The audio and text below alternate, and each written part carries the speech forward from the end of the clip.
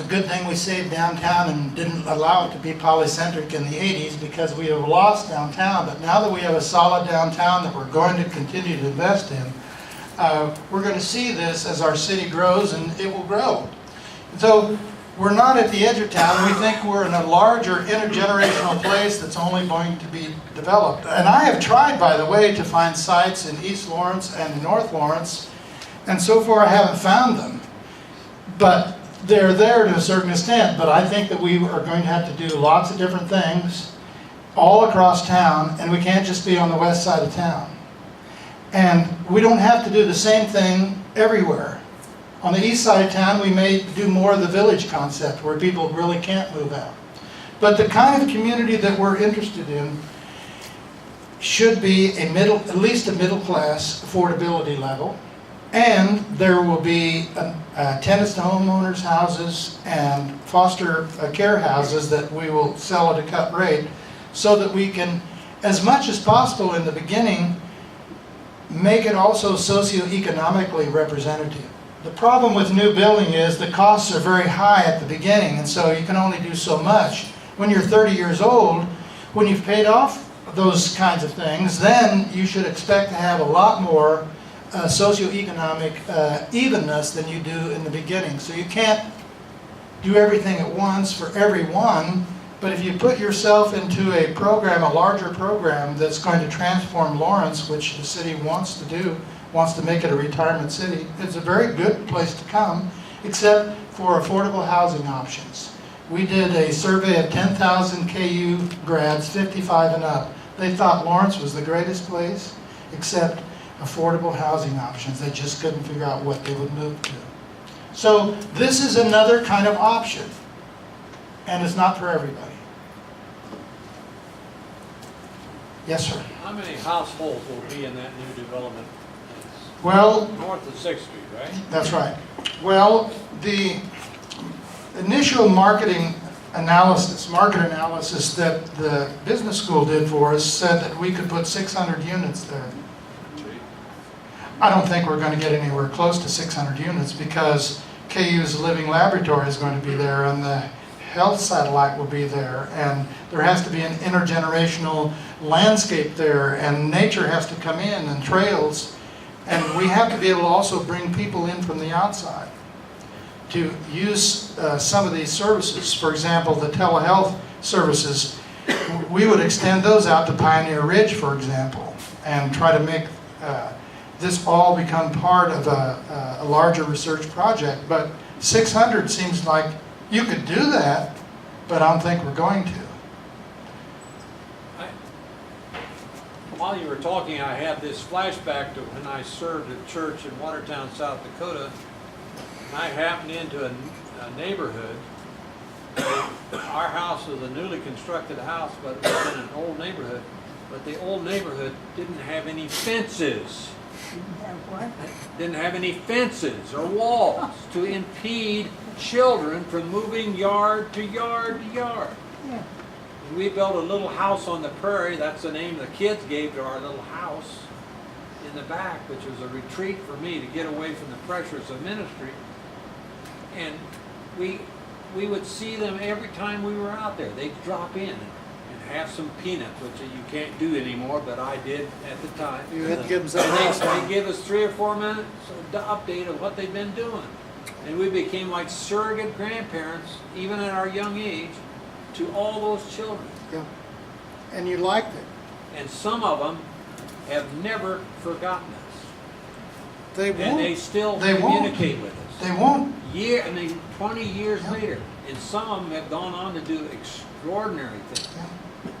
They won't forget you. If they don't have grandparents, they've adopted you. And they will have the same memories of you that I have of my grandmother. When I drink a cup of hot tea with cream and a sugar in it, I'm right back there like Proust à la recherche du temps perdu. You know, it's the Madeleine is right there. It's that whole thing that brings it back, and then all those sweet memories roll out in front of me.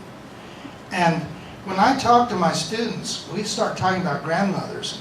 I remember I go in my class, I just start here and I say, well, tell the story about your grandmother. Some of them, very few of them say, well, I have no story about my grandmother, something was wrong.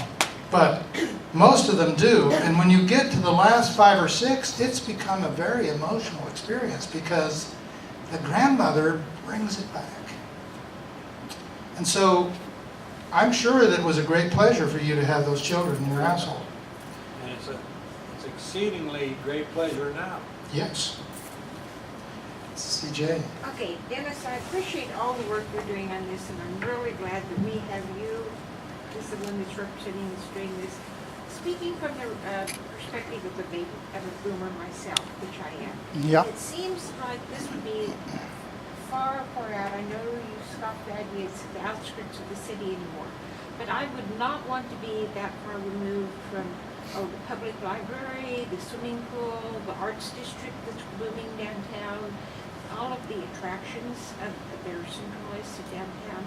It seems like it would be an artificial community, just like building the artificial wetlands. Can you really just construct a neighborhood? Can you construct a community and expect people to come and feel comfortable?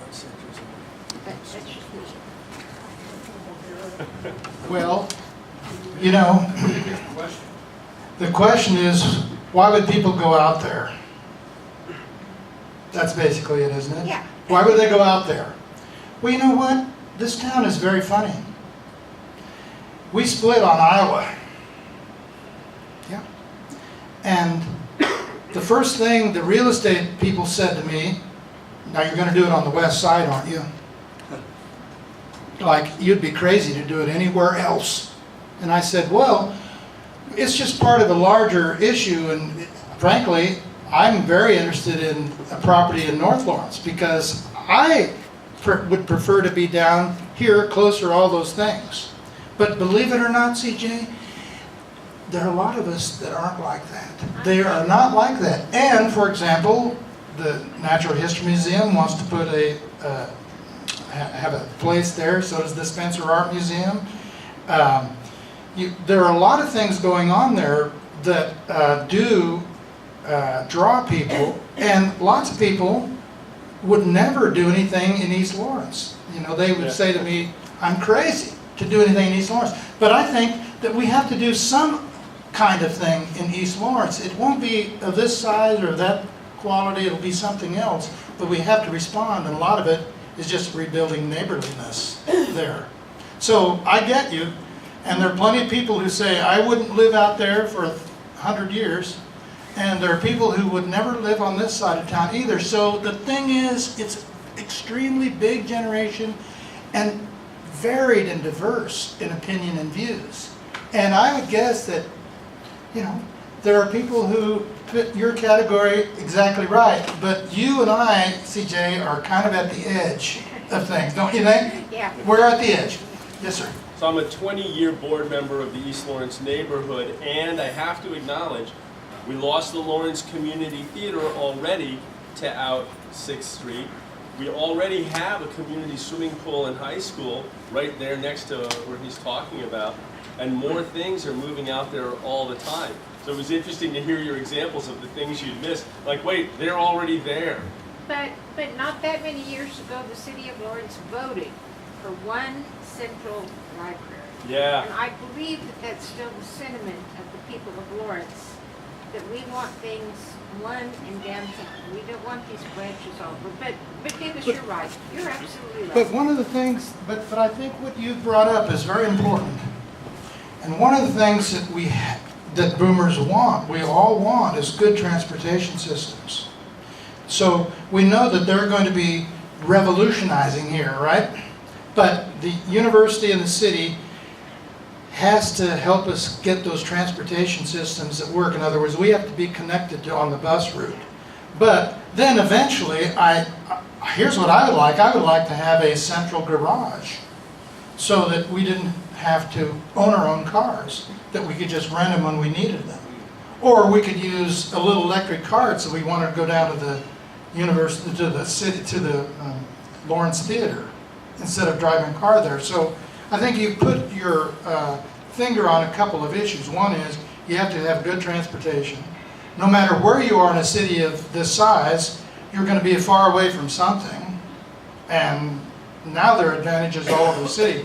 I never would have thought, I would say, well, it's an advantage for me who lives south of town to have South Lawrence out there. You know, I thought St. Lawrence, but I can go right in and pick things up and I'm home in 15 minutes, and I much prefer the downtown, and I would like to move to East Lawrence, except guys like me moving to East Lawrence means gentrification.